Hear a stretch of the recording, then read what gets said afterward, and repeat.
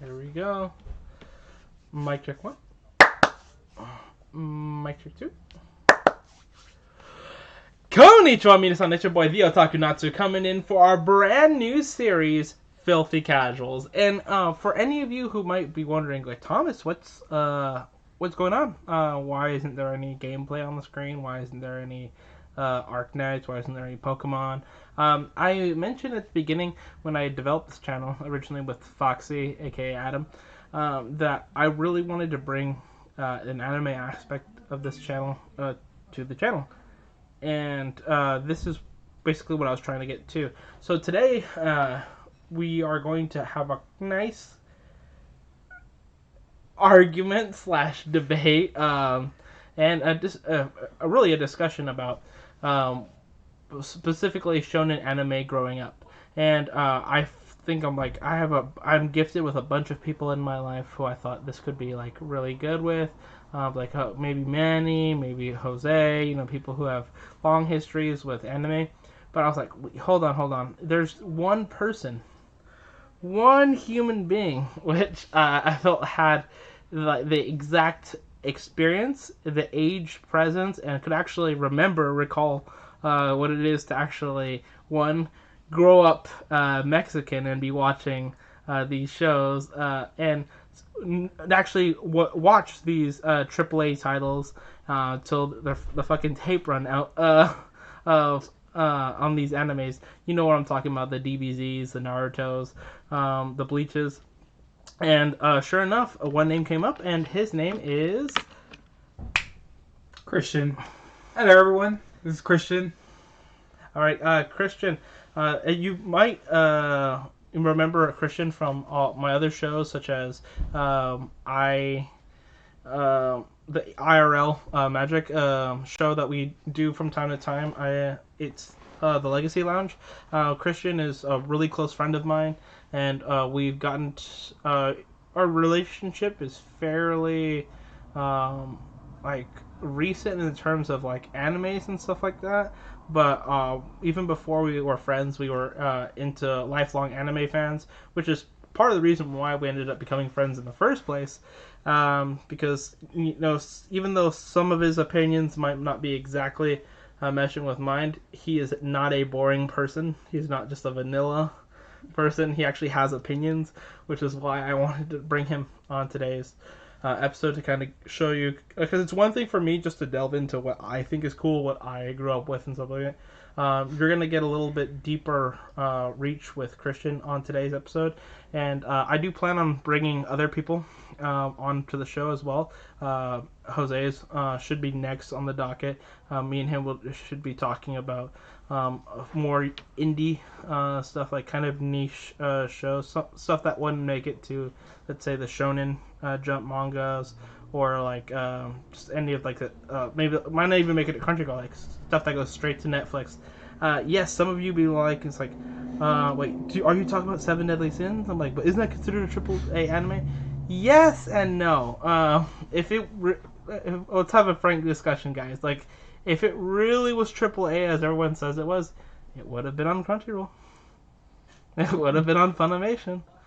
There's a reason all these things happen. Yes, there's studio conflicts. Yes, there's individual makers, and hence the reason why I'm sure you guys know by now, spoiler not spoiler, but the reason why Attack on Titan season 2 took fucking forever, if you guys remember, almost half a decade, was because it wasn't because there was people that didn't get paid, or it was hard coming up with new material. No, it was simply because they wanted to go with a different studio, and that studio was already backed up. So a lot of backups that you might find in anime and or manga development has to do simply what producers want to keep the studio they're already with, and they already have promises to other animes or mangas that they're shooting, or B, they want to switch something different, and again they run into those complications. And so thank you, Christian, for being so patient. And I promise you we're about to get into this. I just want to give people a little bit of a background of where we're coming from, so they can see that I just didn't just drag a random person off the street. But without further ado, if you're excited to talk a little bit about anime, go ahead and drop the like button. Go ahead and hit me with a follow if you're on Twitch. Subscribe if you're on YouTube, and of course hit the notification bell on both platforms. It really does mean the most to me. I understand that this might not be everybody's cup of tea in terms of my content, and yes, I do still plan on streaming gaming videos. They will continue making up the brunt of most of my content here on Twitch and of course on YouTube. But I would be lying to you if I didn't say that there will also be this for those of you who enjoy it, because at the end of the day, I'm an otaku. It's in the name. I'm not. I don't half-ass this shit. It's I live and breathe this, as you can see. This shirt, for those OGs who actually know what I'm talking about. Yeah, this is our year, baby. This is our year. It's finally back. So you're gonna. By the way, I'm gonna be live streaming it, so I hope you guys are excited for that. But that's happening this July. So what we're gonna do, we're gonna go ahead and start episode 1 of the new show, Filthy Casuals, and I really hope you enjoy it, guys. And our first topic is Shonen anime/manga. All right, so Christian, go ahead and give people a short synopsis of who you are, where you grew up, what your first exposure to anime/manga was in general, and how that's kind of shaped you up to be. You don't have to go too much detail into each part, but you can kind of just get them to know you a little bit. All right. Well, first of all, thank you for having me here. It's my pleasure. This is a fun experience, something new that I've been wanting to do ever since you started this channel. I'm like, hey, I want to get into the episodes of discussing anime, because I do like anime. I want to explore it more, but I'm more into like the mainstream things, like AAA titles. But then again, I'm barely discovering anime. But the more I get into it, the more I like it. So me, I grew up in TJ in Mexico. So I didn't learn English till I was like 9 years old. So when I was a little kid, all I had is anime and shows. And since little background story, I'm the eldest of our group.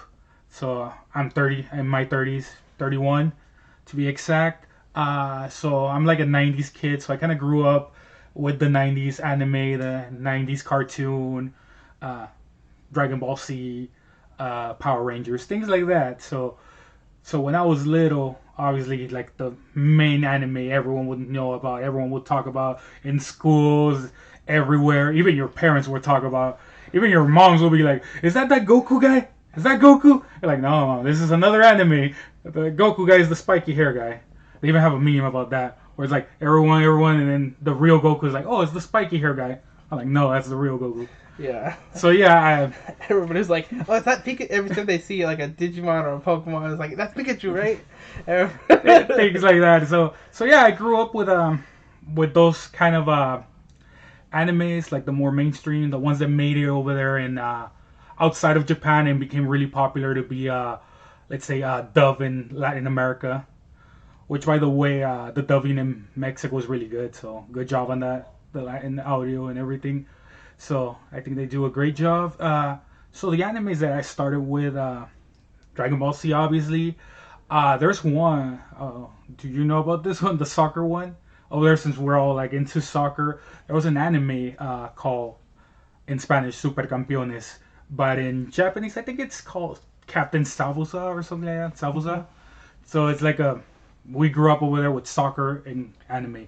So it was that one and Dragon Ball Z. And then there's another one that later on I'll get more into it, which is my personal favorite, the one I grew up with.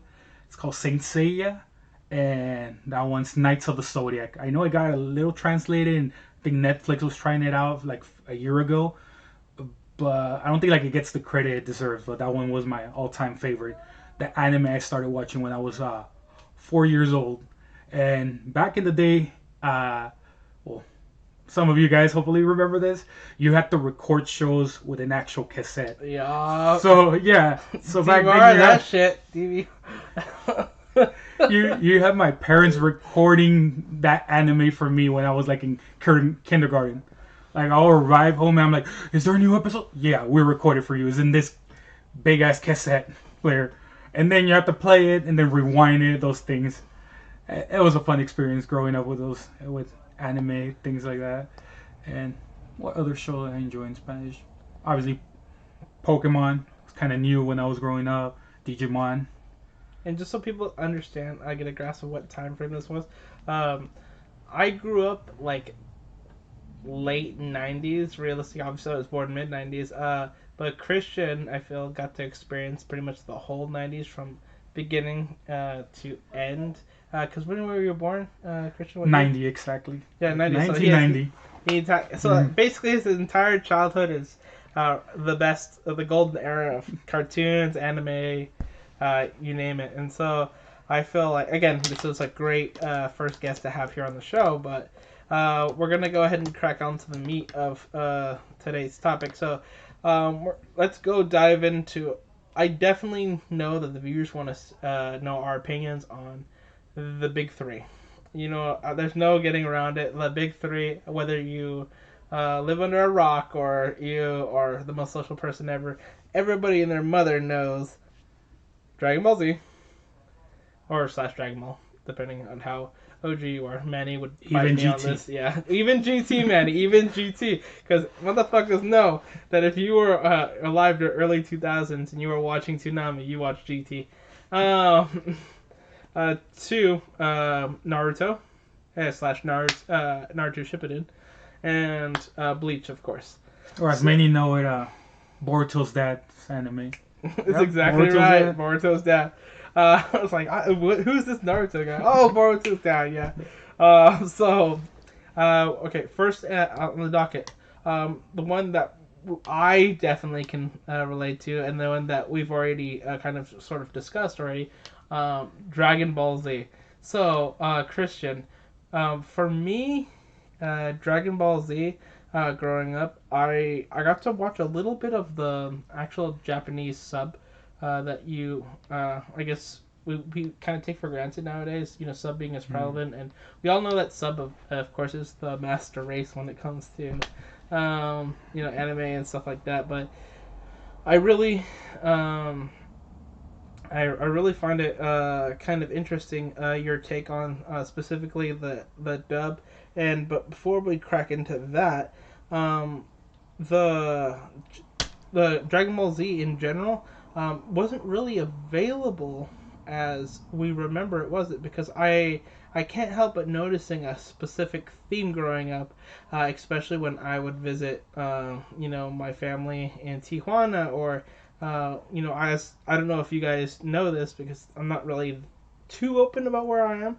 but where the show is recorded and where I'm recording, where I grew up, is in Southern California, specifically San Diego area. So back then it was really easy to kind of be near the border and transition, kind of live this Mexican American lifestyle that we're used to. Hence the title, Growing Up Mexican, which I feel is kind of a unique touch on anime because so few people actually get to experience it via that way. Granted, there are a lot of Mexican anime enthusiasts, but we experience it like no other because the lack of watching resources kind of forced us to be at the mercy of, at least back then, of the channels of media that we had back then. A perfect case in point, when we were, spoiler, not really spoilers at this point, in Dragon Ball Z, Goku's main villain throughout the series is Frieza. Basically, after Dragon Ball Z going into Super, there are villains that come through there and take over the immediate focus of the show, but Frieza essentially is going to be like the ultimate evil that Goku has to fight time in and time out.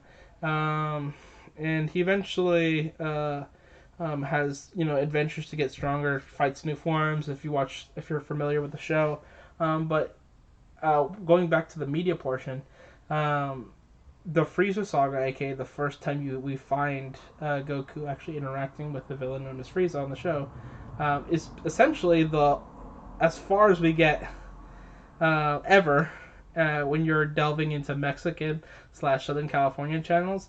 And I know that this was the case because you have my buddy Talif who confirms this, and many of the other gentlemen who are going to be on the show later. that it doesn't matter if you went on Nick, it didn't matter if you went to watch this TV broadcast. What broadcasting stations they have at TJ that were posting?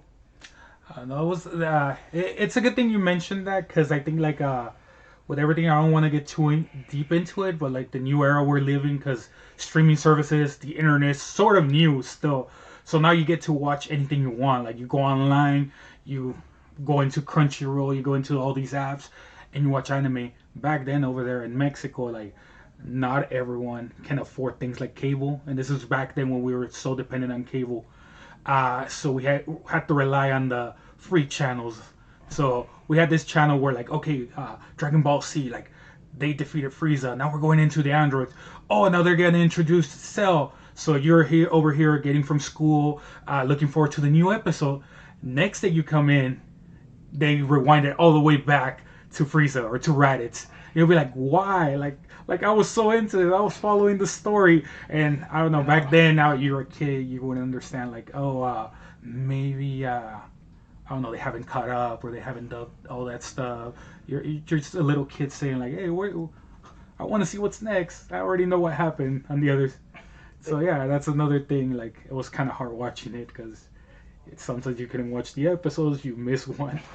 Part of me feels like psychologically, like our kid cells repress that really negative part of our lives back then to kind of view it through rose-colored glasses. Because honestly, I feel the honest truth, guys, is if we got that with anime today, or any of the regular shows we may watch, like Walking Dead or a Game of Thrones and stuff like that, we would never put up with it. We would never put up with the amount of the style of reruns that were forced down our throat as children, because rerun in our head was basically just oh, this is normal. It's normal to watch the same arc over and over and over and over again for literally years. From ages like what would have been like age 3 all the way to age 7 or 8.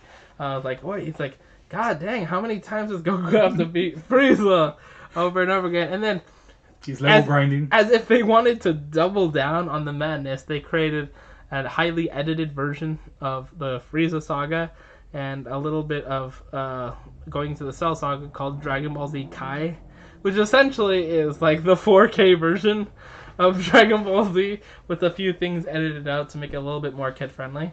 If any of you watched any other like mainstream anime like Yu-Gi-Oh, if you remember 4Kids TV, 4Kids, the finger guns, bang bang, and Sanji with a lollipop. Sanji with a lollipop instead of a cigarette.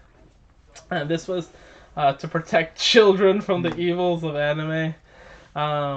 And I really feel like this I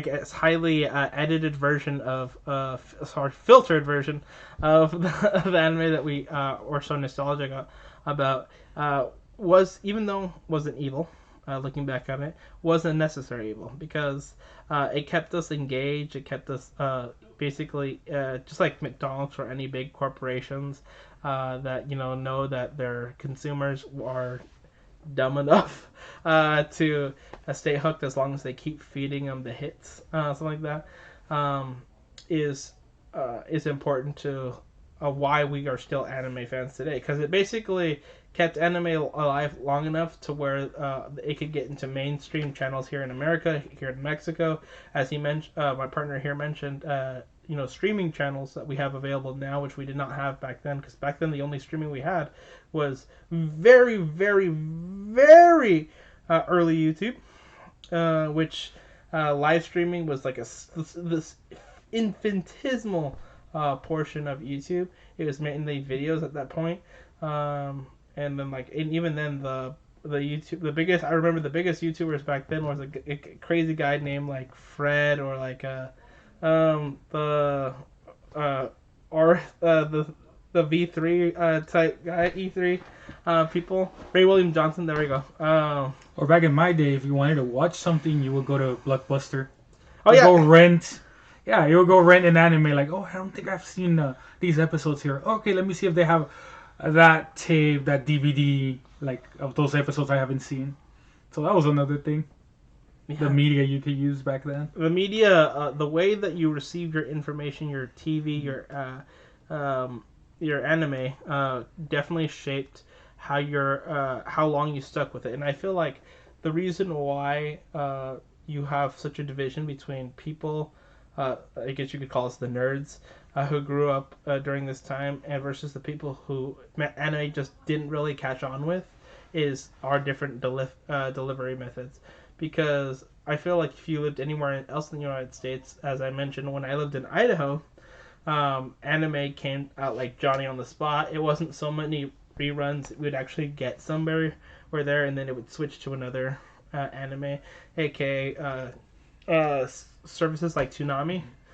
Yes, they kind of famous for the reruns nowadays, but back in the day, like when anime was fresh and it was pumping out new, you'd actually get new episodes every week, and that's a little shocking because it wasn't always so red.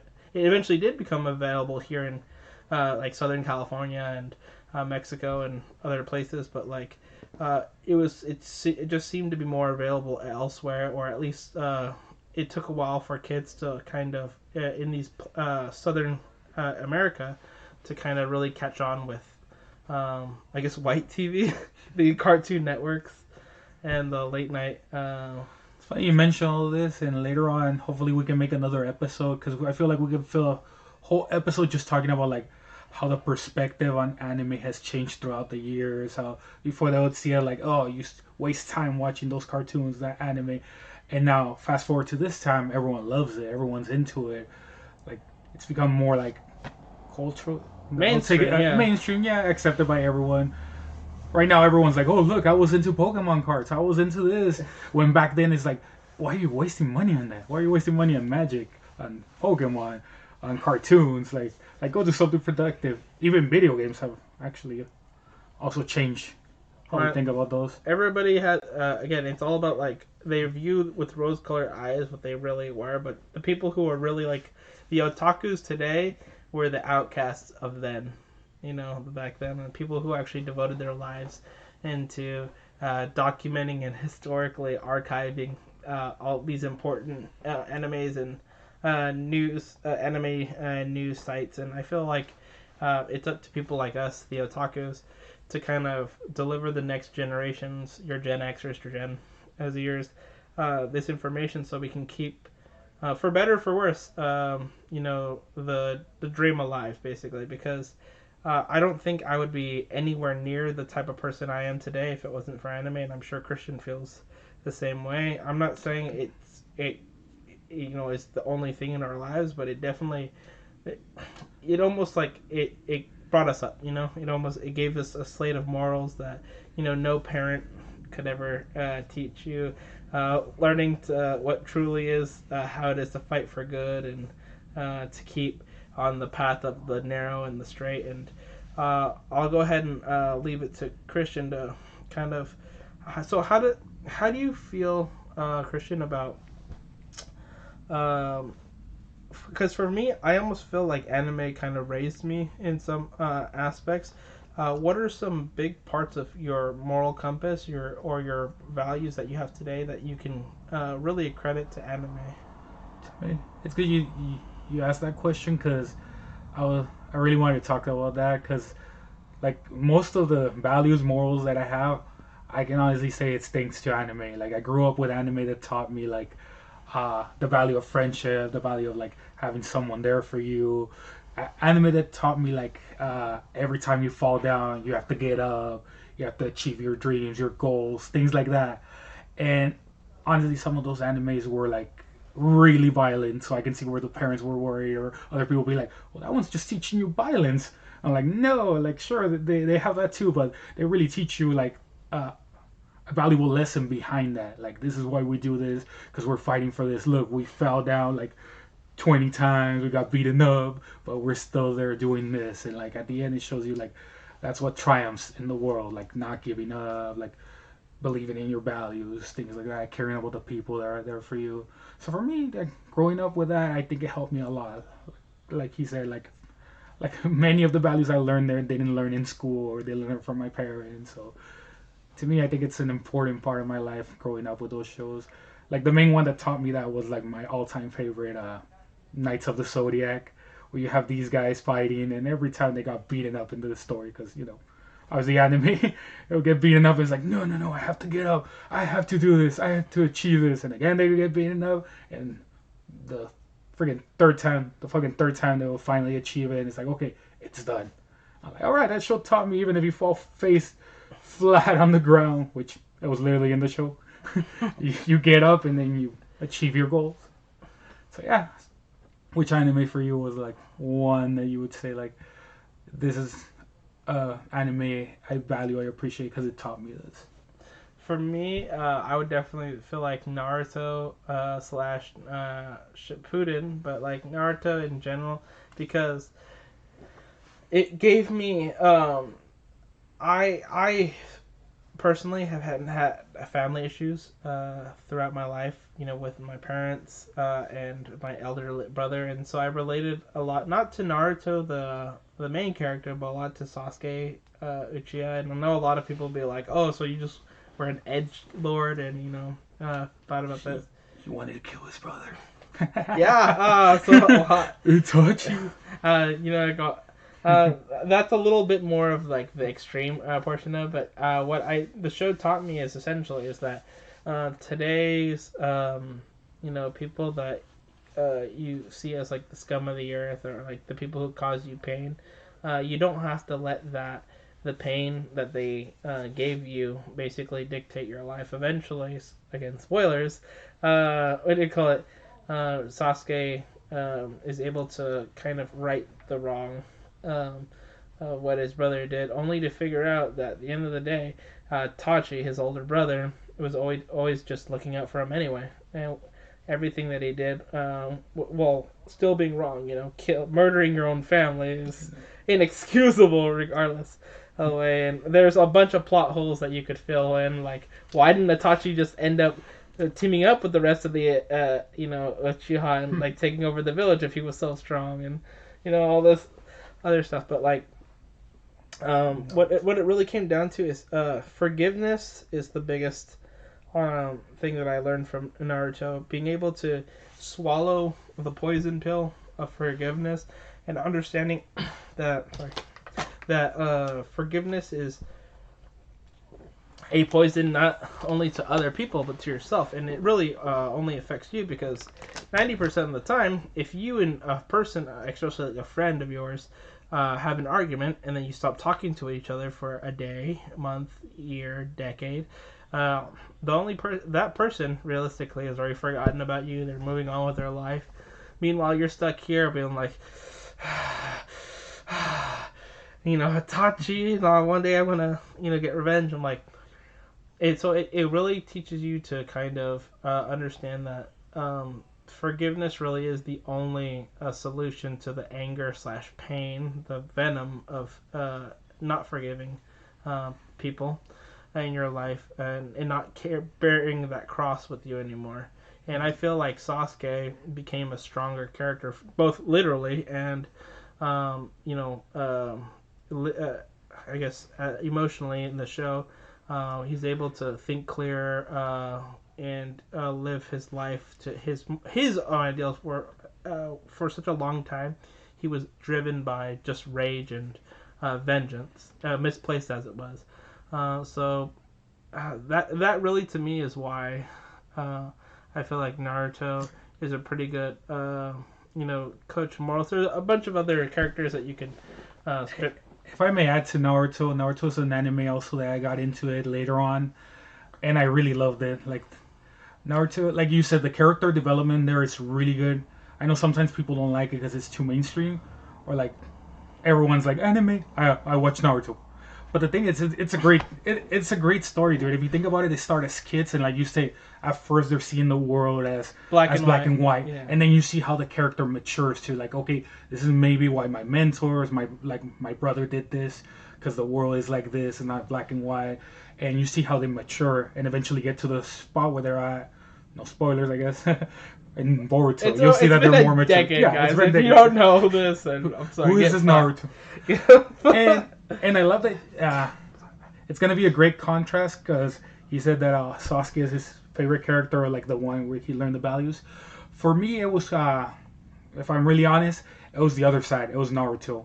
For me, I grew up as Naruto, not having a lot of friends, just being the loner type, not being close to my family, which maybe, when they tell him like, oh, do not approach Naruto, he's like this, he does this, like, how the parents would retreat him, the kids, they wanted to get close to him. For me, that was actually with my family. My family was like that, oh, don't hang out with him, he's dumb, he doesn't know this, to my cousins, things like that. So for me, I saw myself more as, like, with Naruto, like, no one believed in me, and then later on as I grew up, I found a friend that really believed in me, pushed me to do things. So what Naruto taught me is like if as long as one person believes in you, you can do anything. And that's the same. I keep a close group of friends, because that way I appreciate more of those people close to me. And I don't have a lot of friends, but the few friends I have close, we keep a tight circle. We all care about each other. We see each other as family. That's pretty much what I learned from Naruto. Sorry if I'm going off on and on, but I just really love Naruto. Like, for me, I'm telling you, I'm still exploring animes out there, but for me, the soundtrack in Naruto, I love that soundtrack. Like, I remember... No, I think Shippuden is the one that has, like, the better soundtrack. I know the first Naruto was kind of like, it was finding itself. But the other one, as soon as, like, a soundtrack would hit, I'm like, oh no, someone's dying. Like, my tears were already running. I tear. Naruto, I've cried with that anime, like, 20, 30 times with... I know it's not spoilers now. Jiraiya's dead. Neji's dead. Even Pain's story. Like, everyone has a tragic story. Everyone has a tragic story in that one. People are dropping like flies in Shippuden. So yeah, for me, Naruto's one of the best ones. I really like. All right. So let's go ahead and switch on to. So that's basically the morals that we got from anime in general. Of course, we're going to touch a little bit more about that and other animes that we're talking about right now. But I wanted to switch gears back to Dragon Ball Z in a little bit. So for Dragon Ball Z specifically, first of all, who's your favorite character? Why are they your favorite character? And do you feel that character has been power crept in the show? Power crept meaning that they've been kind of replaced by another person, aka like Krillin got power crept by Tien, and then Tien got power crept by the Saiyan by Piccolo, got power crept by the androids. People that eventually become Goku's friends, and they still hang around. They're still part of the show, but there's a friend of theirs that just is on that next level, and so friends. So I guess how do you feel about Dragon Ball Z? And you can even extend it to Super if you want. No. I didn't like Super. I think Super, if I'm all honest, Super just kind of killed it for me.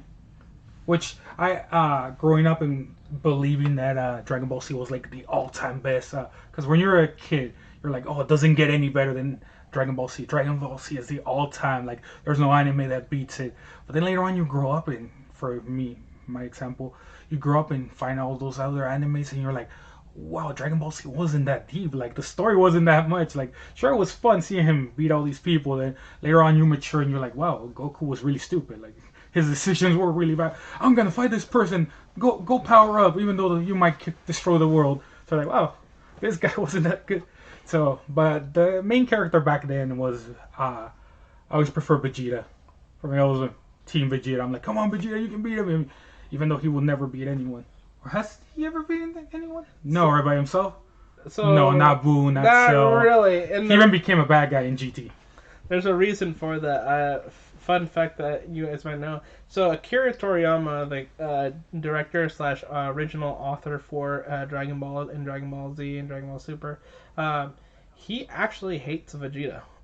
That's not me putting words in his mouth. He literally hates the character. The guy who created the character Vegeta actually hates him, and that's the reason why. Even though Vegeta is of almost equivalent strength of Goku, you figure by now he'd get his time in the sun.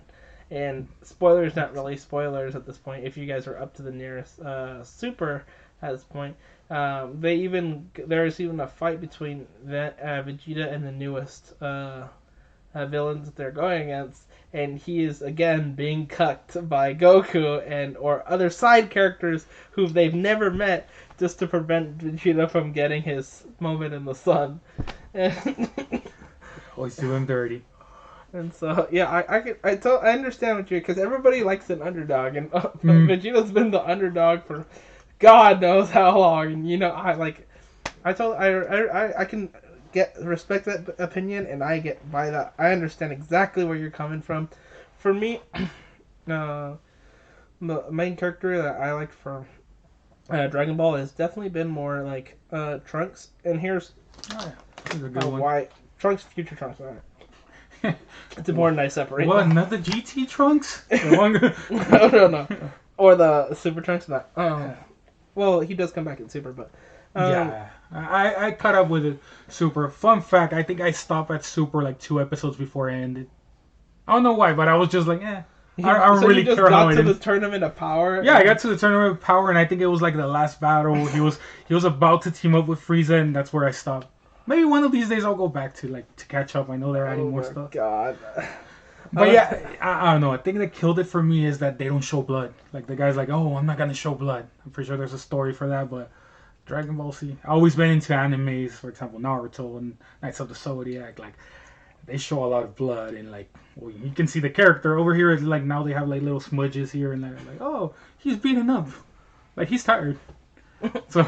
No, before you would see like the blood dripping out of the face, you're like, okay, he's barely hanging out to life, and he's gonna make a comeback right now. And nope, now in Super is like, I don't know. I was like not really invested in those characters now. Okay. Part of me, it was like, okay, finally I can move on from Dragon Ball Z, and I'm like, yeah, I'm over it. Which fun fact, I grew up with the Spanish dubbing, so I thought it was really good. So my first time watching the English one, I was like, oh my God, they have horrible voices. And then I'm pretty sure no one's going to agree with me on this one, but when I saw the original Dragon Ball Z, it was Frieza versus Goku. I was like, why does it sound like 2 old ladies are arguing? Frieza! I'm like, it's like 2 old ladies at the supermarket, like Karen didn't get her coupons redeemed. No, honestly, and I'm like, wait, because they have like Goku doesn't have a deep voice in Spanish, but Frieza does, so it kind of sounds a little better, a little more dramatic. And it makes sense because that's again, it comes back to where you grew up, where your media region, channels came up. To me, Bruce Falconer and the voice of Goku in the American version. It's what I call home. It's what's normal for me. When I even today when I listen to the Super, which is the actual voice of Goku, the nasal high pitched one, that's the way Goku's supposed to sound. And it still gets me kind of fucked up a bit, but you do you. The main point we're trying to make here is. Everybody enjoys quite literally the same anime, different ways. You got to do what's best for you. Of course, we all feel certain ways about it, but as long as you can enjoy the piece of art for what it is, I think Akira Toriyama or whatever director / author for whatever anime you might be watching, it would be proud, because at the end of the day, that's what they do. I mean, yes, this is a job for it. Yes, they make money off of it, but they're basically giving their babies. These stories that they've spent decades crafting and story plotting just to share with, and they finally get a big break and share it with the world. So for us to enjoy, and I think for us to literally just choose whatever medium we fits us best in order to do so is probably the best. Going to a movie theater to see like a Dragon Ball Z movie was one of the great experiences I had as a kid or when I was younger. Going to see the first Broly movie in the theaters.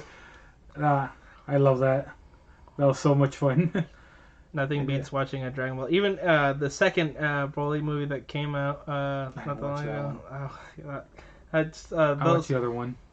Those moments are kind of just like they bring back the inner kid of it. Why we actually watch anime in the first place. The little epic fight scenes that get you hyped, that you're screaming at the top of your lungs in the movie. You're like, oh! Yeah, so I guess that's a little bit of why we like these like top shonen animes. Okay, next one is one that I would be remiss if we didn't talk about. As you're about to find out, I have a checkered past with. All right, I'm gonna start with you because you probably have the strongest opinion about it. Is Bleach. All right, so go ahead and explain to them how you started watching Bleach, what you get into. I'm just gonna stop you there because, to be honest, I've never seen Bleach and I never wanted to get into that one because I have friends that will tell me like it's a lot of spoilers, and I was like, I'm not into that. So that one's been on my to watch list. Probably watch it after One Piece because right now I'm watching One Piece. I'm like almost caught up. I'm in like episode 750 something. But Bleach, I've never touched that one. Friends have recommended it to me, but I haven't touched that one. Because I love Naruto, like I told you, but it had a lot of fillers. So I was like, I don't want to go through that again. And then, I don't know, is that something you can confirm? Like it has a lot of fillers? So yeah, so what I wanted, I don't feel too bad, Christian, because what I was going to say for my portion is roughly the same as you, except actually there was a point in time where I gave Bleach a chance. I don't want to go ahead and just write it off as anime/manga, because I understand that even though we might share these opinions, they're opinions, and you know what that means? Nothing. They mean nothing. They're at the end of the day, the show's entitled to their. Yeah, it's a tough opinion. You can go tell us to fuck off in the comments. But I want. That's why you're watching this. I didn't ask you to, basically. Whoa, stop finding people. If you clicked on this video because you wanted to see what us two Latino boys thought about these shonen, mangas and animes, and we're giving you our unfiltered opinions about it. And so, yes, I'll dive into a little bit. So, when I first started watching Bleach, it was early 2000s, like mid 2004, 2005 ish, and so I remember the early when basically the coolest thing in the show was everybody unlocking their bankais for the first time. And for Christian, for you to understand, bankais in the show are essentially like their superpower. They're connected to the swords that they all carry. You'll notice that if you see a Bleach statue, they're always carrying a sword, and each character has a different bankai, aka a different super power on their sword that allows them to do certain attacks and shit like that. And so that, to me, as you can imagine, seemed kind of cool, but it's to me it always equated to an anime of just like Zoro from One Piece, but just Zoro, just like Zoro, like. On the surface, sounds really cool because Zoro is a cool character. So everyone got lost in the show. It's like, no, it really is just like a lot of just people clanging swords together, and yeah, a lot of you can hit me up with it, but like, well, Dragon Ball Z is just people going screaming. There's a bit more to that, and just like there's a bit more to. If you want to get into this one, I know I already said my all-time favorites, but I do have like a top 10, and later hopefully I can get into that. But the one I replaced Bleach with, and I really got into it, was Full Metal Alchemist.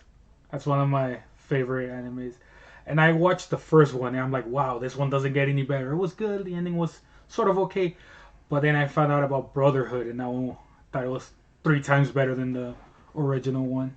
Did you ever get into Full Metal Alchemist? Absolutely love the show. It's fantastic. Especially, I don't recall whether this is Brotherhood or the original one, but where they go over against like the 7 deadly sins. On both. On both they do that, but I think in both stories, in the original one, they have a few different characters, and then in the first one that they did, they pretty much finished the anime. Like they gave it its own ending because I think it happened where like right now I think they wait for the manga to get further to create more episodes. But over there it's like, oh well, the manga's not finished. Let us make our own take on it. So that's why it's so different, like the ending. Because Brotherhood is the one that follows like the manga, like freaking panel by panel. And the first Full Metal Alchemist just went wherever it went. Sure, the story was good, and they did give it a good ending, but it was a little different. Like over here, Wrath was this one, but over here, this one was Pride, and then it's a little bit all over the place. So for new people, I just tell them just watch Brotherhood. It's the one that sticks true to the manga, and that one's pretty good too. That one had a lot of scenes that I was like, oh, that's really messed up. I don't know if you remember. The girl turns into a dog. The girl and the dog, and then the the guy getting killed. Yeah.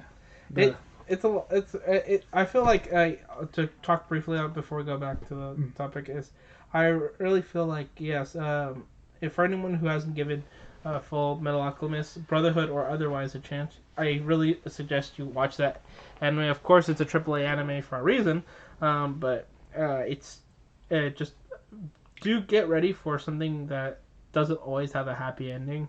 But that's what I like about that one. Sorry to interrupt, but that's what I like about that one where we were talking about values. But that one, I think it explores too in depth, like the human nature. Like it goes into like how some people are really evil, some people are really good. Not all the time, good conquers evil. So that's what I liked about it. It explores. A lot of the consequences in the show are permanent too, which like the girl stays like that. People die, of course, and yes, Eric's ultimate goal is to get his parents back, and that's why he studied, alchemy in the first place, and of course, now to get his brother back, from the iron suit into his actual body, which is the whole premise of the show, really, when you think about it, but equivalent exchange. But it kind of shows you like there is some permanence to the show, that there's a physical cost to everything in life, and I feel that's a really important value that the show teaches you. Also, I like the quote he says like a lot. Like when he shows people, like he's like, "This is the cost of like when you try to play God." Yeah. He lost his arm. The brother lost his body, so he's like, "Yeah, you can't do that." Things like that. I'm not really religious, but I understand where he's coming from. Like, And so. To finish up on Bleach really quick before we switch to the next one, in my favorite character in Bleach, even like I said, it's not my favorite anime, is Gin. And Gin got a lot of screen time near the beginning, and not so much near the end, obviously, because he gets killed off halfway through the anime. But basically, spoiling it for me.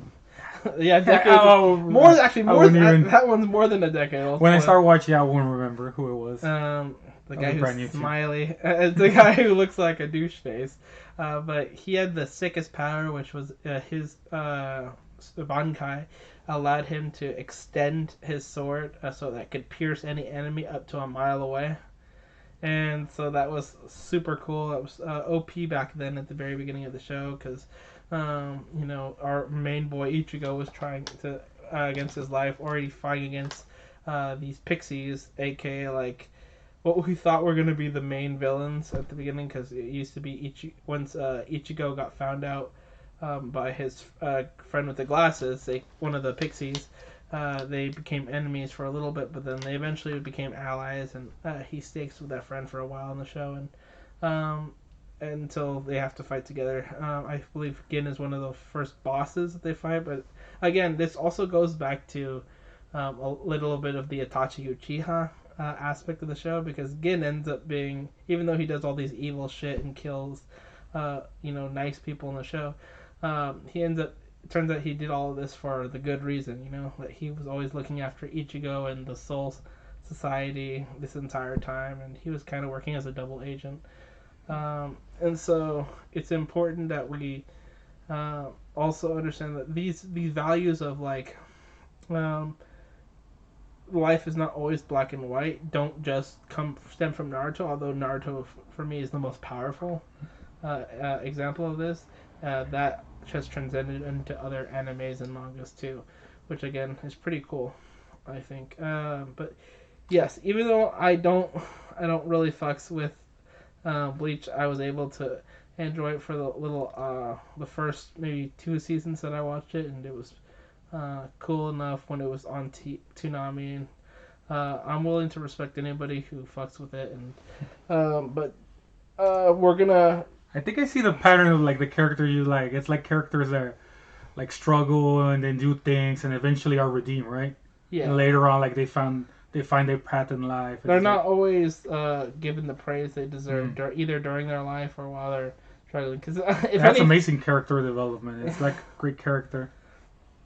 You know, and it's hard to root for these people because they seem like monsters at the beginning, but you know, at the end of the day, as long as they get that redemption or the love that they deserve for doing what had to be done, like, this isn't that really anime, but see Jason Todd of Batman, and then you know, in my opinion, the true Batman, the person who's willing to actually put the bullet through fucking Joker's skull in order to prevent a million other people from dying. That is what a real hero looks like to me. And so, you know, your anti-heroes like Deadpool and stuff like that. But again, that's not anime. We're gonna keep going. I want to kind of close this out on a few these last 2 topics. The first of which is going to be what is one mainstream anime AAA title that we haven't discussed yet, or that we have discussed it, that you can recommend? Go into why you like it, how you started watching it, and what media sources you can and are still using to watch it. If it's over, if they're still making it, if it's in the past, or if, like I said, if they're still printing out new episodes to this day. It can be a new one, I don't care. As long as it's a mainstream shonen. Basically, this is our time to give our personal recommendations to the audience. I have a couple that I want to do, but I'm going to go ahead and let you, just you're my guest, go ahead and speak first on that. Well, really quick, for mine, it'll be Full Metal Alchemist. And I love the fact that they didn't continue it.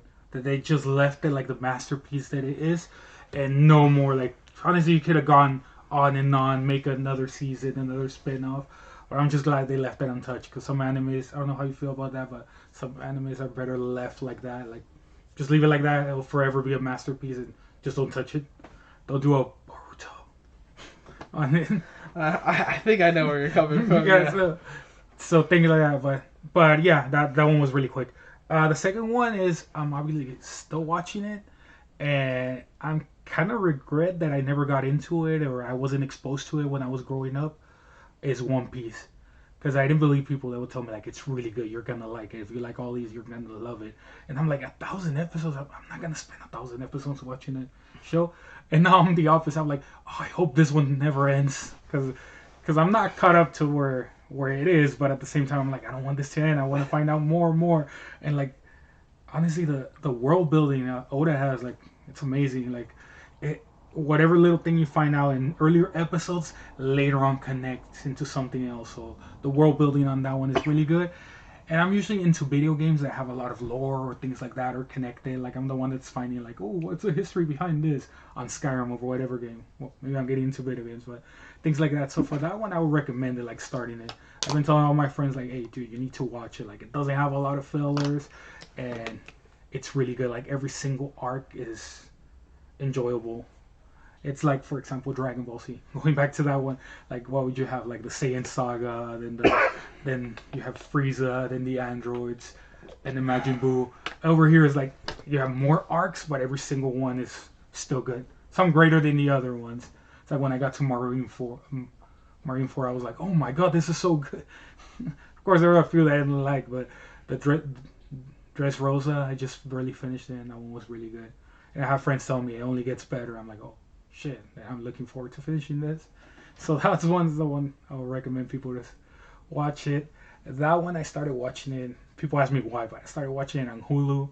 It only gets there till 7:50, and apparently they already removed it last week. So I went back to my Crunchyroll. I'm like, this one for real. And then I can start watching more anime there. But yeah, for me it's those. For you, which one would you recommend? Okay, before I get started, and then just know that, guys, yes, I can say that One Piece is a great recommendation. Important note, you can probably just skip to Marineford, or a little bit before that, and you will not miss anything. Nah. You will not miss. But I think every character's backstory is really good, so I'm like, you should not miss out on that. If you're into that kind of stuff, just be prepared for like a shit, like literally 500 episodes worth of like introducing filler. the main. Just to really start like the actual series, around Marineford. But basically, spoilers, not really spoilers, when Luffy starts learning hockey. That's really when, in my opinion, and a lot of people's opinion, where One Piece No, I think you kind of have to, I would disagree on that one. You kind of have to see him mature and go through all those stages, like actually become dependable. Because he was an idiot. If you think Goku was an idiot, like Luffy is a special kid. And we love him. We love him. You have to see him mature. And he's that boy chasing that ball on that street sign that says "Watch out for small children." But yeah, that's what makes it enjoyable. So yeah, there's that. You can skip it or. I see that there's a debate on that, right? Like, I always see memes about like you can skip it or you can do this. And that, again, it's all about how you want to enjoy the anime. Because at the end of the day, it's a story that's put out for everybody. You can enjoy it any way you like it, as long as you do enjoy it. He is right. Like, if you like backstory, you can start it from the beginning. If you're just into, like, you just want to get into it right away. Good fight scenes and just watching a fast progression, that's where it starts, baby. So it's a really good anime if it has both. You can take both paths. Yeah. It's kind of like a choose those different choice path books that we read as kids, like, really early. You to, like, go to page 700 and then... those type books. I feel like it's a nice mixture of that. But okay, for my now recommendations. Okay, number one. All right, this is not up for debate. I don't care. I want to hear nothing from nobody. All right. Pokemon. The best. And okay, I want to stray for a fact. My favorite anime is not a AAA title. It's an anime called Danmachi. We will talk about it on the episode with me and Jose. On some side, the more I guess you could say unique animes, the more non-mainstream animes. We'll talk about more like that. Also known as is it wrong to pick up the girls in a dungeon? But my actual recommendation to you in terms of mainstream anime is a show called Hunter x Hunter. And for anybody who knows anything about anime, that should send up like red little flags and like, I've heard that name before. Yes, you have, because nearly every single anime that we've talked about today stole a great portion of what they do and what they have to offer from Hunter x Hunter, whether it be powers emanating from key hockey, what do you call it? Key from Dragon Ball Z. What do you call it? Chakra from Naruto. All that stems from a little superpower from Hunter x Hunter called Nen. It's like all these little powers, including the ability to do shadow clone jutsu and stuff like that, existed in Hunter x Hunter. Being able to emit laser beams out of your Kamehamehas existed in Hunter x Hunter. All like these abilities to use hockey, be able to use your energy and cloud it over weapons that you're holding, or to create artificial weapons that are unbreakable by other normal means, or hit things that you are unable to. Stuff like that is, again, Hunter x Hunter. So if you want to give credit to any of these original animes that we all love, and again, I love them as much as I like to. I fucking grew up with this shit. Goku is my dude. What do you call it? Naruto is my guy. Even like I said, Ichigo and of course Luffy and stuff like that. They're all badasses in their own universes, and I don't think anime would be anywhere near it is without them, as popular without them, because they all needed to tell their individual stories from certain ways. In a way, it kind of is good to have those individual powers or story arcs, spread along different storylines and with different characters and all, because it adds a little bit, like you said, world building is a really important part of anime. But Hunter x Hunter has that. It has all those powers, and it has the story building. It is just like I said. If you like long hauls, just like if you're a One Piece fan, that it's important to see the whole picture and the arc for what it is. Are there filler episodes in Hunter x Hunter? Kind of, but even the what you would deem filler portions of the anime all contribute to the canological process. So there's never an episode where it's like, oh, let's have a beach day episode where all the girls are doing fan service and stuff like that. It's always focused on, that's not filler. Making that's necessary. Who calls that filler? It's like, we ride or die. If there's no beach scene, we want our waifus wearing bikinis. Damn it, that's why we have these.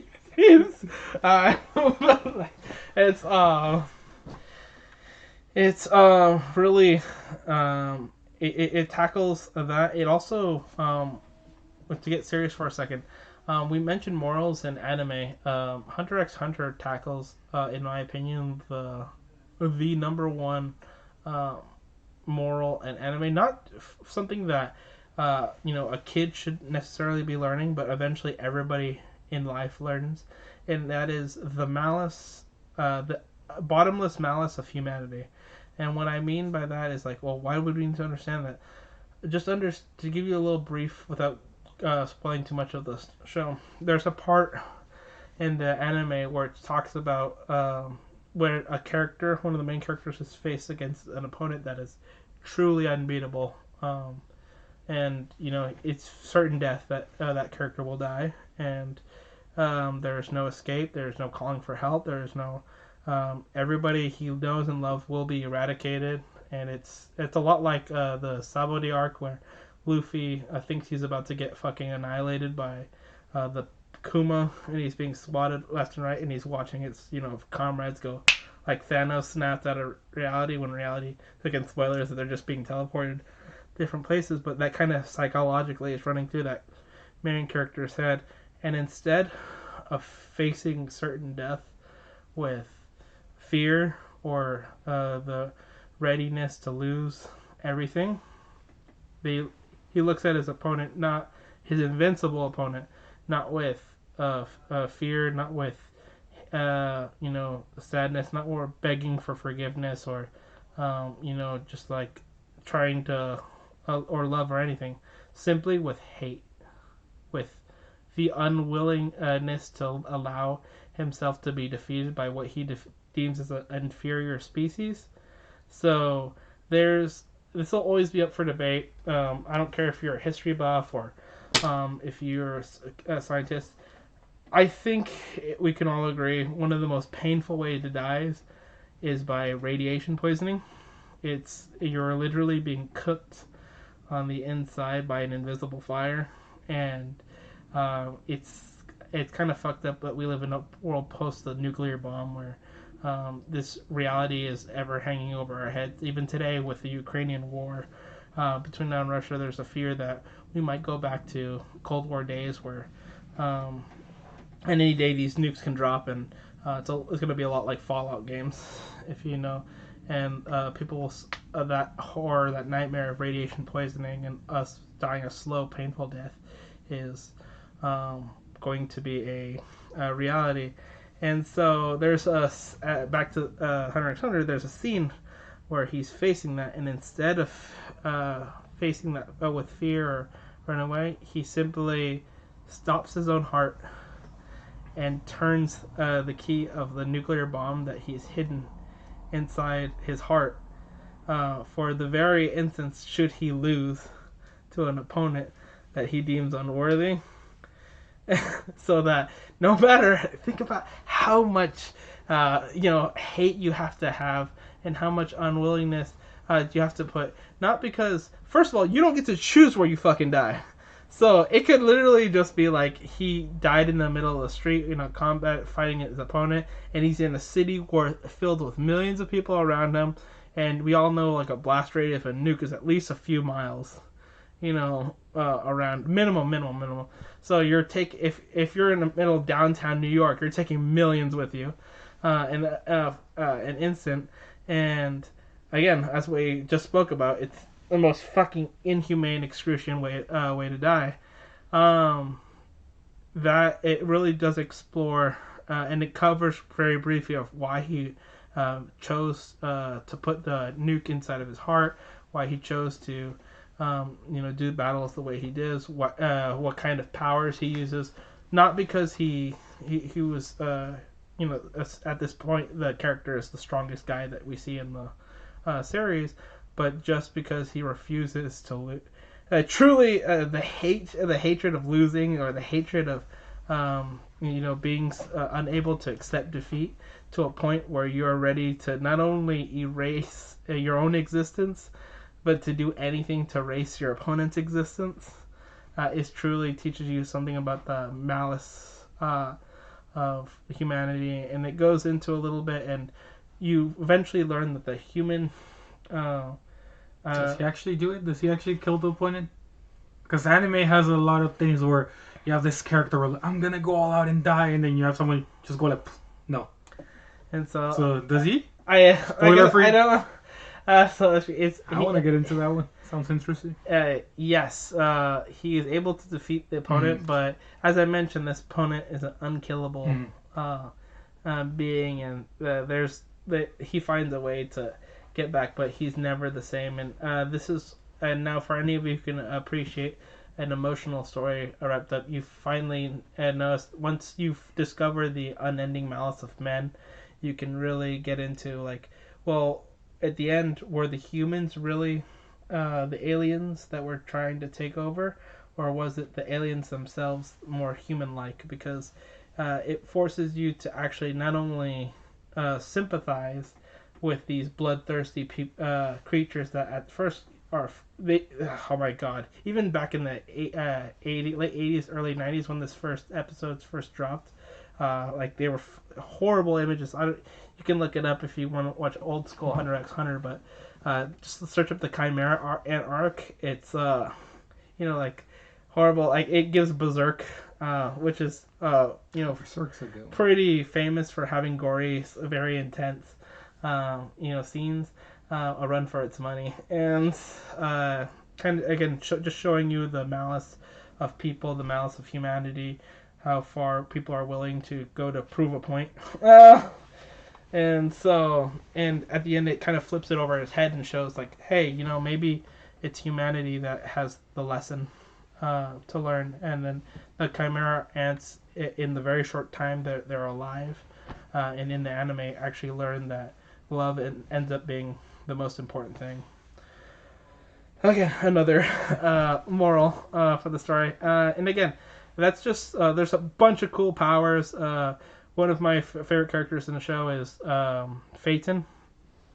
He has a very impressive ability. One of his abilities, because like I said, God rests, the creator's soul, because hopefully he doesn't die before he releases it, and hopefully we don't die before he releases it, but because it's coming out slow AF, the next chapters of Hunter x Hunter, but you might hear people saying Hunter x hiatus x hiatus. I've heard about it.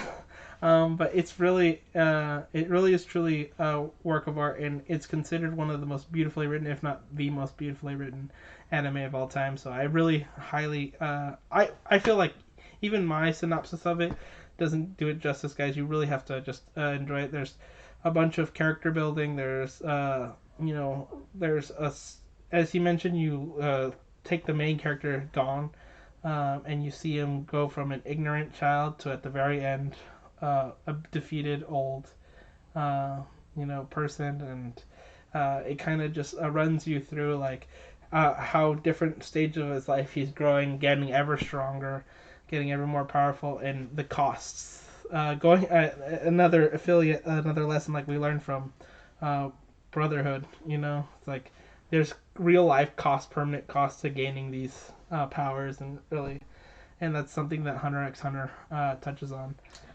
And so I feel that's a pretty good recommendation for you guys. Do you have another recommendation from? Well, this one's more lighter, and I guess a recent one I got into. There's not a lot of sports anime I like, but the one about soccer, that one's pretty good. Obviously, I grew up with that one. But then I found out another one, Kuroko's Basketball. Hell yeah! I love that show, dude. Like, where they all have powers, these kids, when they're playing, like, basketball. Midorima, 3-point shot. Oh. They get into the zone. Like, the movie was really good. I love that anime. Another one that was, this one's more on the funny side, but I still loved it. I don't know if you watched it. Kill la Kill. Yeah. I love Kill la Kill. It's kind of fucked up, the ending. Yeah, that too. Speaking of endings, there's an anime that never watched it. It's horrible. It's called Evangelion. I fucking hated the ending. Evangelion? Yeah, I was angry at the ending. My friend's like, watch this. He gave me like the DVDs or something. I watched it, and the ending, I was pissed at him. I told him, why did you make me watch this? Apparently they came out with more endings, right? Because people were so angry at the ending. Yeah, that one. I never watched the other endings. So that one, don't watch that one. Also, I have a friend named David who really likes that show. I've never got into it, but I feel like I should give it a shot. Yeah, that was another one. Well, the recent ones I've been watching are like the new ones coming out. One Punch Man is hilarious. Also, My Hero Academia, that one I sort of liked it. Yeah, it was okay. I haven't watched the new season. Fortunately, I didn't like Demon Slayer. They say the second season is way better, and I'm seeing some spoilers, and I think it'll be better. But when they told me about Demon Slayer, I was like, oh, Full Metal Alchemist? Like, so he's trying to get the brother's body back? I mean, the sister's body back? So, yeah, that one. Also, what other ones did I watch? I feel like there was a lot that I used to watch, but don't come up to mind. Well, oh, you know what? Before I forget, I know this is probably earlier in this. Did you ever know an anime that in Mexico? I don't know why it will always be this anime before Dragon Ball Z. There's an anime called Ranma Half or something like that. You never heard of that one? No. They will always pass it before Dragon Ball Z. It was this weird anime where they fell into springs of water, but they were cursed. So whatever died in there, you would turn into that. So let's say if this guy, they would throw cold water at him, he would transform into a little pig. And then if you pour him hot water, he'll transform back into a person. So the main character was this guy called Ranma, and I guess a girl died in there. So whenever they would pour cold water on him, he would transform into a girl. And whenever they would pour hot water on him, it would transform back into a guy. So they had thought about it, like, that one was funny, but still it was kind of weird. They would pass that one instead of, like, let's say One Piece or something. You know, Mexico. Yeah, hilarious enemies. Soccer, that one. The other one. The cat one they were talking about, Doraemon. Doraemon.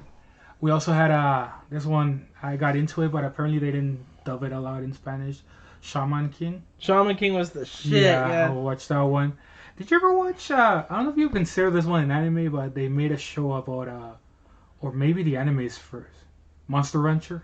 Yep, Monster Rancher was a good one. I used to watch that anime. Yeah. I don't remember a lot from it, but I remember the one-eyed, bird, the one-eyed creature. Yeah. I just remember where it ended. I'll be like, okay, what's more? And it's like, oh no, that's where they discontinued it. But yeah, that one was good. Also, the one I would recommend is Knights of the Zodiac. I know it sounds, it's followed me throughout my whole life because you know how people get into it, like, oh, what's your sign? Like, what's your sign? Oh, you're because of this. Me, I'll be like, I know my sign and I like my sign because there was back in the day. I'll tell them there was this anime where each one had their own constellation and the main character was Pegasus. And there were like 12 armors, gold saints they would call them. They each had an armor and each one had a sign.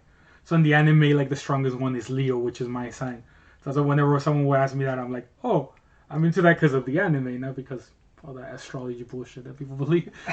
I'm a Gemini, you know. I don't get along with Pisces, you know. So that one was good. And then I remember, because I liked the story where you said that Hunter Hunter x Hunter. I want to get into that one. The story you said was the guy was, I don't know, wanted to defeat the other one. Yeah, at all costs. Yeah, at all costs. There's a story in one of those of Saint Seiya, one of the later versions. So one of the characters is his main sign, I guess. Yeah, the sign Cancer. He can he can send you to hell. He has powers like that. He has power over like dead souls. So for him, this character is a character that's like he grew up around like war, people dying all over him. Then they rescued him, they trained him. He eventually wore that armor. But for him, his I guess life goal was like super simple. He's like, one day I'm going to meet. Keep in mind, this is a world where the gods exist, pretty much the gods of Greece. So he's like, one day I want to meet the god of death and just fucking punch him in the face for killing all these people or doing all this stuff. So before he dies, that's the only thing he does, because he's not as strong as a god. So he just goes up to the god, fucking makes him bleed, and the god gets pissed and kills him. And for me, I fucking love that, because that was his only like life thing. He's like, one day I'm gonna meet this god and just fucking punch him in the face. He's like, I don't care if he kills me, if he takes me out. That's my only goal. And he fucking dies happy. Yeah. Later on, they help him capture the god, but it's a pretty good story, that one too. Yeah, it deals. That's exactly what I'm talking about. Just the unwillingness. You have a goal in mind, and you're willing to do anything you want, anything you need to do, to achieve that goal. All right, to finish off my recommendations. Okay, this anime I'm about to recommend used to be my all-time favorite anime until Danmachi, the anime that I mentioned earlier, replaced it. So it's an anime called Fairy Tail. And I have a friend telling me I should get into that one. It's Fairy Tail is it's kind of, how do I put this? You either love it or you hate it, and there's no in between, because these characters are so well written. You, like I said, you either love them or hate them. There's there's no such thing as a character who'd be like, well, I'm kind of on the fence about this guy. A perfect example is you'll know exactly what I'm talking about. Law from One Piece. Yeah. The guy is just so like basic, that monotone. Like you don't like why do you have that power? Why do you have like that gift? Why are you such an important piece of the show if you're gonna be this fucking basic ass pumpkin spice latte ass character? So wait, the main character of Fairy Tail has the flame fruit, right? Exactly. That's all I seen. That he has fire powers. Natsu Dragon Meal, aka the namesake of this channel, what do you call it? Is the reason, hence the name why it's your boy the Otaku Natsu, is the main character in that show.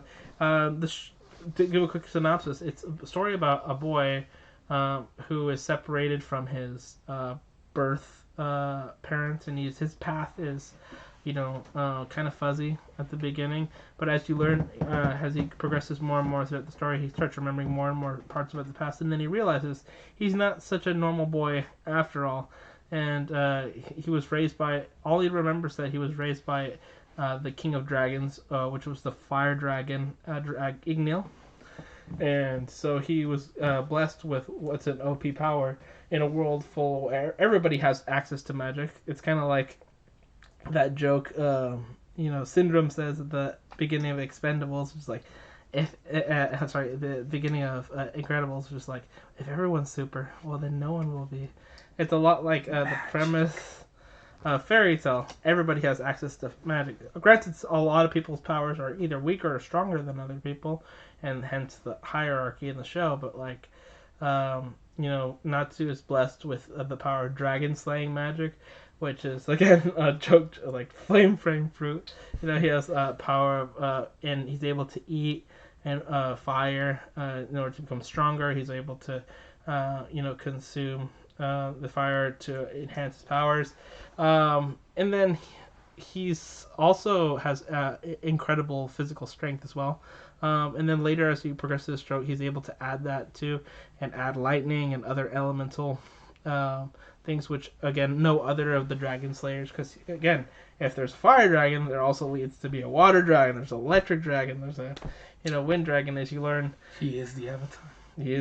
Eventually he becomes sort of an avatar-ish, like, again, that's not the main premise of the show. Yeah. There's a main villain which called Zeref, which eventually is the granddaddy badass guy at the end, who they all have to defeat. But God, like I said, the best, probably most part of Fairy Tail isn't so much the story, like I said, which is good. It's the characters, because I'm going to keep it short and keep it down to three. So there's a guy named Loxus in the show. He's the grandson of the main guild leader in the show, and the guy fucking is the definition of a fucking badass. The guy is like ripped, like he looks like Brock Lesnar, and has like supersonic hair, like he's a Super Saiyan over there, and he's like super jacked. Has like these Beats by Dre that he's always wearing over here, but that have like fucking spikes coming out of it. And he uses lightning dragon slayer magic, not because he learned it from the dragon like Natsu did from the fire dragon, but because he took the soul, the energy, aka the soul of the lightning dragon, and put it into a magic orb, and then ingested that, so he's able to use lightning and dragon slayer magic that way, which is so badass. And he's actually one of the strongest people in the show. And it gets to a point where his power level caps out, where there's like one of the main villains of the show, one of the main workers for Zeref, the Dark Wizard, is the second leader of second former leader of the guild, aka Makarov. Basically, he would be equivalent to his great grandfather, and he has to go and kick his ass. And not only does he kick his ass, he does what's a 5v1. It's the entire evil guild versus Laxus, and Laxus just fucking choke slams every single one of them, and it's just one of the most epic fight scenes of all time, in my opinion. Also, then number two, there's a guy named Gildarts. Gildarts is perhaps the most broken. If it wasn't for the character I named in Hunter x Hunter, Phaeton, he would probably be there with the most OP powers of all of anime. Gildarts has the power to shatter things at the atomic level. And so what I mean by that is there's an episode where Gildarts saves the crew from certain annihilation, because there's a guy who has the power to manipulate gravity and creates a mini black hole that's sure enough going to kill everybody in the main party. And Gildarts comes in there and says, nah, fuck that. And he literally punches the black hole, and it literally forms like giant mini cubes and fucking shatters into a million atoms.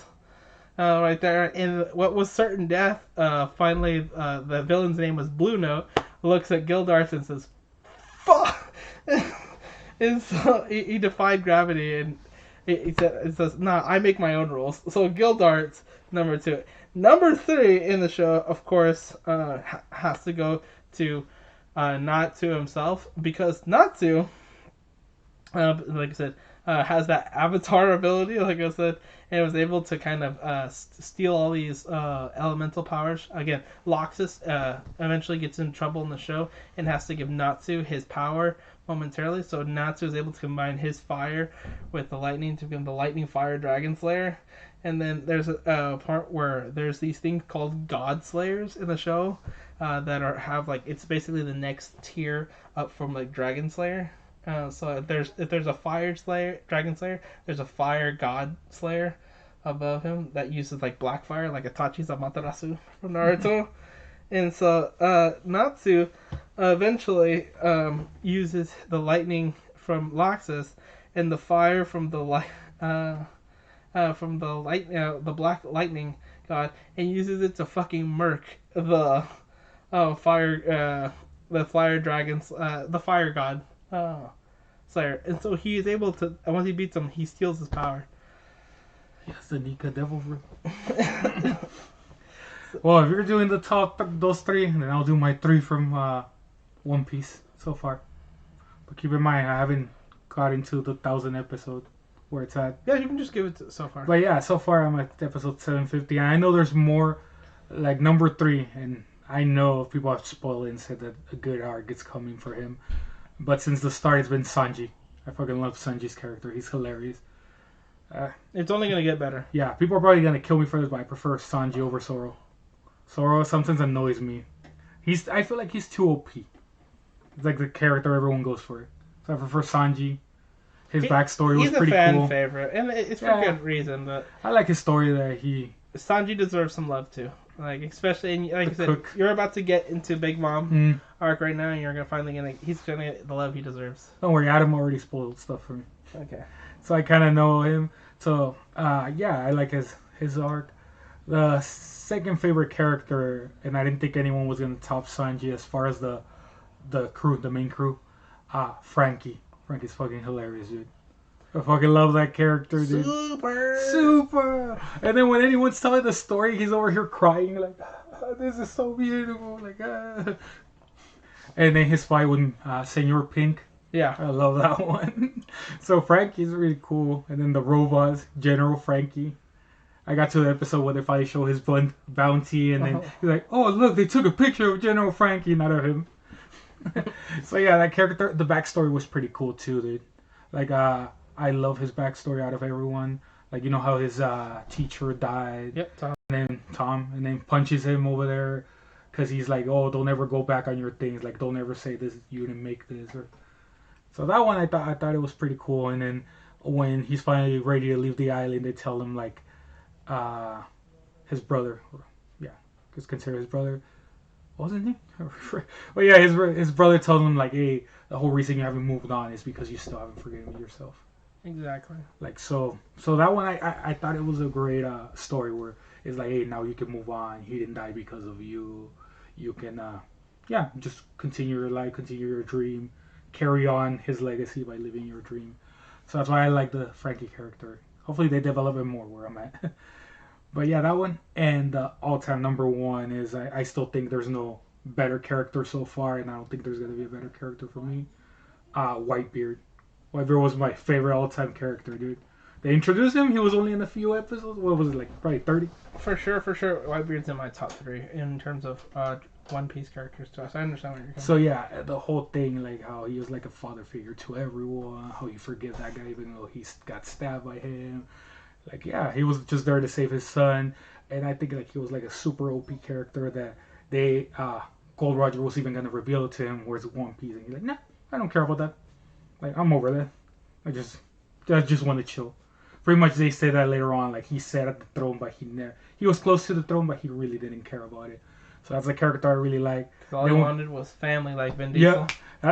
Yeah, it sounds cliche by family, but I like that scene when he's about to die, and he's like this, and they're asking him like, "What do you even want? You don't want Trish?" So Jose. Yeah. So yeah, that's one of my favorite characters. Like yeah, he dies saying like, "Yeah, the only thing I care about is the one thing I never had as a kid, a family." I'm like, oh, that will be forever my One Piece favorite character, right, Jose? Tell him my all-time favorite character is Whitebeard. Plus, he was fucking OP, dude. I wanted him to kill that magma guy. Akainu, we all wanted it. And we all thought he did it when it originally punched him. Because, let's be honest, Akainu deserves to be dead. Mm-hmm. Like, I understand, like, that he needs to be, like, the main, like Marine boss villain and stuff like that. But you could have had Kizaru do the job. Yeah, it wouldn't have been as emotional and stuff like that. But, like, either, if you're going to put him getting his ass rocked to the point where he did in the show, like I'm sorry, like people died from way less in the show. Like there's no fucking way he survived. He's like shattered. I mentioned Gildart from Fairy Tail just a moment ago, and that punch that what Whitebeard gives to Akainu is exactly what it looks like when Gildart shatters the black hole.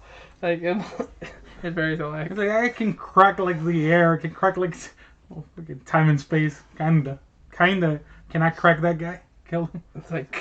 Yeah. But still, again, that was a good... He hit him so hard it replayed 3 times. Yeah. Those were my top 3. Alright, well, I think with that, guys, we're gonna... you kind of get an idea of where we feel about Shonen anime. We could literally go on for the next couple hours going on to each individual and getting into it. And I'm sure there's a bunch more Christian wants to share with you guys. And I'm sure I'm going to have him back on the show for sure if you guys are want him back. And I'm sure he's a great guy. I enjoy having conversations, and like I said, we may have not agreed on everything that we talked That's about, the fun of it. but yeah, there's the whole premise is to kind of get different opinions. Like it'd be boring if I just be like, it's like, you remember this? Yeah, that cool. Like it's like, yeah. It's like, oh, who's your favorite character? Oh, me too. Okay, cool. I was like, it'd be a very quick episode. I'm gonna speed run through these, but I'm glad he had his own opinions. He was able to kind of be passionate and tell you a little bit about the animes that he holds near and dear to me. Because at the end of the day, that's what this channel's about. Gaming and anime. And I feel a little wrong for cheating you guys for so much about the anime portion of it. Because at the end of the day, it's the Otaku Natsu. It's half of the name. It's like... and now you guys know where the Natsu part comes from. So I appreciate you guys stopping by. Once again, the next person I have on the show is probably going to be either Jose or Manny for this one, so we can dive a little bit more into it. I'm really looking forward to them because they also have their own little backgrounds, unique stories about how they got into anime, what kind of animes they like, and a little bit more unique. And I'm really looking forward to if you think that... What was it? Beastars? Good show. Say whatever you fucking want. Oh, yeah. I've seen season 1. This is what I'm telling you about. Like, Jose is a really good person to talk about more unique stuff and stuff that is going to be a little bit more off the hinge. Stuff that you might not necessarily find on the Crunchyrolls or the stuff that you might have to go to other sites to watch and stuff like that. It doesn't mean that he doesn't like a few of the main stuff, but it's good and refreshing to hear about different animes because we can't pick and choose the stuff we like, guys. It's just you fall in love with it, and as we mentioned, anime in a way kind of raised all of us and helped us become a little bit of what we are today, for better or for worse. So I wanna, if you have any closing remarks, Christian. I think this was a great episode, and I look forward to many of these. I know, like you said, I could talk on and on and on. This could go like for 5 hours and talk about all the shows, but yeah, this is what built us, what made us anime, and then another idea I was thinking maybe one day we can combine this with Magic, maybe play around and then talk about an anime or a show, things like that. Look forward to that. The Legacy Lounge.